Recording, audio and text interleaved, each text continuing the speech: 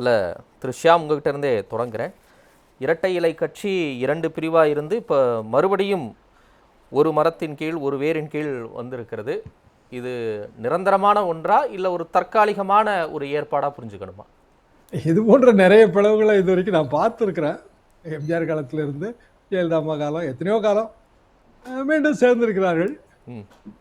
இப்போதும் பிரிந்திருக்கிறார்கள், மீண்டும் சேர்ந்திருக்கிறார்கள். அடுத்த பிளவு வருமா வராதான்னு நம்ம கண்டிப்பாக ஜோசியம் சொல்ல முடியாது. ஒரே ஒரு சின்ன டிஃபரன்ஸ் என்ன அப்படின்னா, அந்த 10th ஷெடியூலில் கேட்டுள்ள ஆக்ஷன், சபாநாயகர்கிட்ட மனு கொடுக்குறாங்க.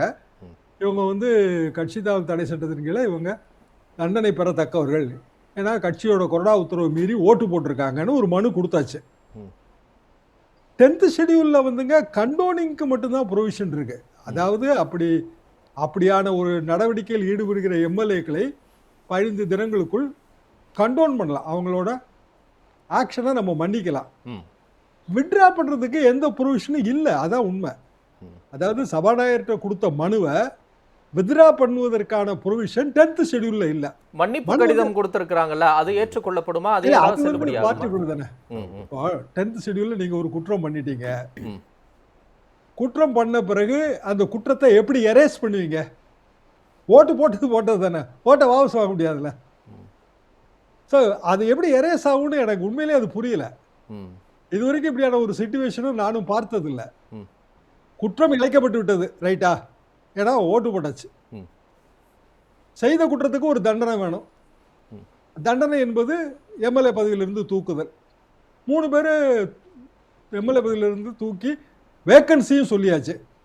4வது ரிசைன் பண்ணியிருக்காரு, ஆனால் என்ன வேக்கன்சி சொல்லலை. அப்போ 3 வேக்கண்ட், 1 வேக்கண்டாக இல்லை, அப்படிதான் நான் புரிஞ்சுக்கிறேன். மீதி இருக்கிற எம்எல்ஏக்கள் அவங்கள பொறுத்த வரைக்கும் குற்றம் இழைச்சாச்சு. இழைத்த குற்றத்தை வந்து மன்னிக்கலாம், பேரண்ட் பார்ட்டிக்கு மன்னிக்கிற உரிமை இருக்கு. இழைத்த குற்றத்துக்கான தண்டனை கேட்டு சபாநாயகர்கிட்ட கொடுத்த கடிதத்தை வித்ட்ரா பண்றதுக்கு 10th ஷெட்யூல்ல ப்ரொவிஷன் இல்லை, அதான் உண்மை.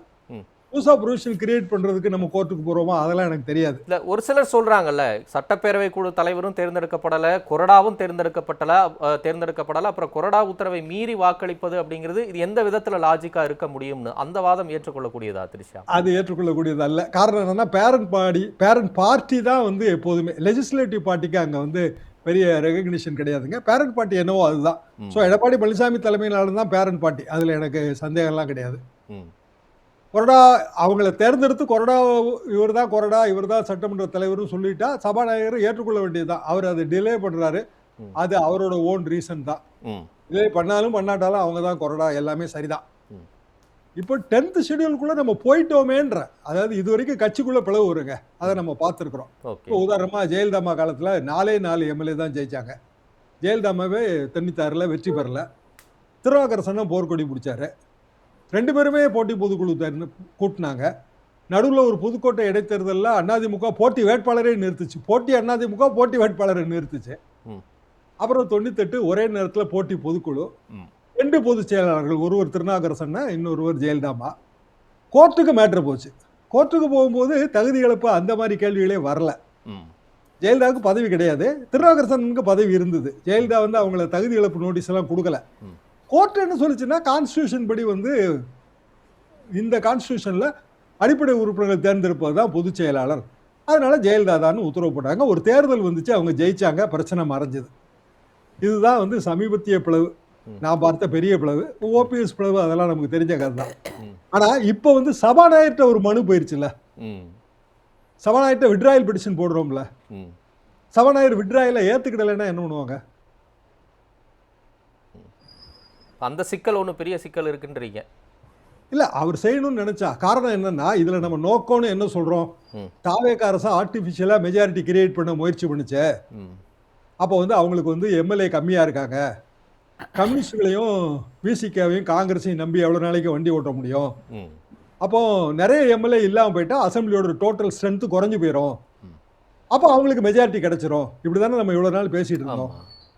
அப்போ அதே லாஜிக் இப்பவும் பொருந்தும்ல. அப்போ பொருந்தும் அப்படின்னா, இந்த தகுதி இழப்பு குற்றம் செய்தவர்கள் விட்ராயல் பெட்டிஷன் கொடுத்தாங்க, ஆனால் நான் அதை ஏற்றுக்கல, ஏன்னா என் கண் முன்னாடி தான் தகுதி இழப்பு நடந்துச்சு. ஒரு ஸ்டாண்ட் அவர் எடுத்தாருன்னு வைங்க, நம்ம சொல்லிக் கொடுக்கல, அவரா எடுத்துட்டாருன்னு வைங்க, அப்ப என்ன பண்ணுவாங்க? ம். பரவால்ல. ஏன்னா அப்பதானே அவங்களுக்கு உண்மையாவே மெஜாரிட்டி கிடைக்கும் தாவேக்காக. ம். இப்போ பழைய பொசிஷன் அதானங்க. அது ஆமா. அதை வச்சு தானே இவ்வளவு நாளும் அந்த கான்செப்ட்ல தானே எல்லாரும் சொல்லிட்டு இருந்தோம். ம். இப்பவும் அது பொருந்தும் தானே. ம். சிவிஎஸ்க்கு அது தெரியுமோ என்னமோ, அதனால தான் வந்து அவரு இந்த சமாதான முயற்சிக்குள்ள போக மாட்டேன்றாரோ அப்படின்னு எனக்கு ஒரு சந்தேகம் இருக்கு. சரி. அதை தாண்டி இது மறுபடியும் சிக்கல்கள் எழுப்புவதற்கான வாய்ப்புகள் இல்லையா? இல்ல இன்னொரு ஒரு விஷயத்தையும் சொல்றாங்க. புதிய அதிமுக தான் தாவேகா அப்படின்னு அமைச்சர் ஆதவ அர்ஜுனா சொல்றாரு. அப்ப மறுபடியும் இழந்த ஒரு பலத்தை அதிமுக மீட்டெடுக்குமா? இல்ல புதிய அதிமுகன்னு தன்னைத்தானே முன்னிறுத்திக் கொண்டிருக்கிற தாவேகாவுக்கு அந்த பலம் அப்படியே டிரான்ஸ்ஃபர் ஆகும்னு பார்க்கலாமா? தாவேக்கா இல்ல அமைச்சர் ஆதவ அர்ஜுன் ஏன் சொல்றாரு அப்படின்னா, அதிமுகல இருந்து போனவங்க பெரும்பாலும் அங்கதான் இருக்காங்க. ம். அவங்க செங்கோட்டையில இருந்து எவ்வளவு பேர் நம்ம உதாரணம் சொல்ல முடியும்? கீழே ம். ஃபீல்ட் லெவல்ல இருந்தவங்களும் நிறைய பேர் அங்க இருக்கிறாங்க. நிறைய பேருக்கு அவங்க பதவியெல்லாம் கொடுத்து வச்சிருக்காங்க. அதனால அவர் அப்படி கிளைம் பண்றாரு. எம்ஜிஆர் தான் அவங்களுக்கு கொள்கை தலைவர். ம். எனவே அந்த கிளைம் வேற. இப்போ இதுல டோட்டல் பிக்சர்லயே பாத்தீங்கன்னா அமைச்சர் ஆதவ அர்ஜுன் அவர் பொலிட்டிக்கலாவும் ஸ்ட்ராங்கா தெரியுறாரு. அதே நேரத்துல அட்மினிஸ்ட்ரேட்டர் அப்படிங்கிற முறையிலயும் அவர் ஸ்ட்ராங்கா தெரியுறாரு. அதெல்லாம் நம்ம மறுக்க முடியாது. ம். மத்தவங்க எப்படி வேணாலும் இருக்கலாம். 2 பேர் வந்து இதுல பவர் சென்டராவும் ஸ்ட்ராங்காவும் தெரியுறாங்க. ஒருத்தர் புஷி ஆனந்த். தாவேகாவோட அடிமட்டம் வரைக்கும் அவருக்கு நல்லா தெரியுது இல்லையா? ம். சோ ஆமா. கட்சியோட அமைப்பு இது வந்து புஷி ஆனந்த்கிட்ட. அரசியல் அட்மினிஸ்ட்ரேஷன் இது வந்து ஆதவ அர்ஜுன்ட்ட. அப்படிதான் இது பிரிஞ்சு இருக்கிறதா நான் உணர்றேன். ம். ஜானவரங்கசாமி அவங்க வேற மாதிரி ஸ்ட்ராட்டஜிஸ்ட் ரோல்.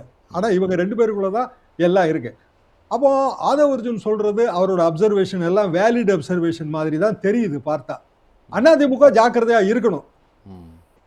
அதிமுக ஏன் ஜாக்கிரதையா இருக்கணும் அப்படின்னா, லீமா ரோஸ் தான் முதல்ல இதுக்கெல்லாம் ஒரு பிள்ளையார் சொல்லி போட்டவங்க. அவங்க தான் எடப்பாடி பழனிசாமி வீட்டுக்கு வெளியில வந்து ஆட்சி எடப்பாடி பழனிசாமி பங்கு வகிப்பாருனோ, இல்ல முதலமைச்சர் ஆக போறாருங்கிற மாதிரியான ஒரு சமிக்ஞையை கொடுத்தது அவங்க தானே. தாவேகாவுடன் கூட்டணி பேச்சுவார்த்தை நடத்துகிறோம் அப்படின்னு அவங்க அவங்க தான் தானே சொன்னாங்க. சொன்னாங்க. அது ஓப்பன் ஸ்டேட்மெண்ட் தானே. ம். அவங்க வந்து ஆதவ அர்ஜுனுக்கு மதரின் இல்லா தானே. ம். அப்போ ஏதோ ஒரு வகையில் ஆதவ அர்ஜுனோட கன்சல்டேஷன்ல தானே அவங்க அப்படி சொல்லியிருக்க முடியும். ம்.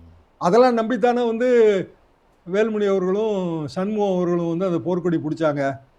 25 அதிருப்தி எம்எல்ஏக்களை விஜய் வந்து முதலமைச்சரா அவர் போய் பார்த்தது உண்மைதானே. அப்ப ஏதோ ஒரு வகையான ஒரு நெகோசியேஷன் கைகூடல. ம். அப்போ கைகூடலைங்கும் போது அவங்க ஒரு ஆர்டிபிஷியல் மெஜாரிட்டி, அந்த மெஜாரிட்டிக்கான அடுத்த கடுத்த அரசியல் நகர்வுகள் இல்ல லீகல் நகர்வுகள் அதைத்தானே அவங்க செய்வாங்க. அப்ப அதிமுகவுக்கு இன்னமும் வந்து ஒரு அச்சமோ இல்ல ஒரு அரசியல் ரீதியான பின்னடைவுக்கோ வாய்ப்பு இருக்கேன்னு நான் நினைக்கிறேன்.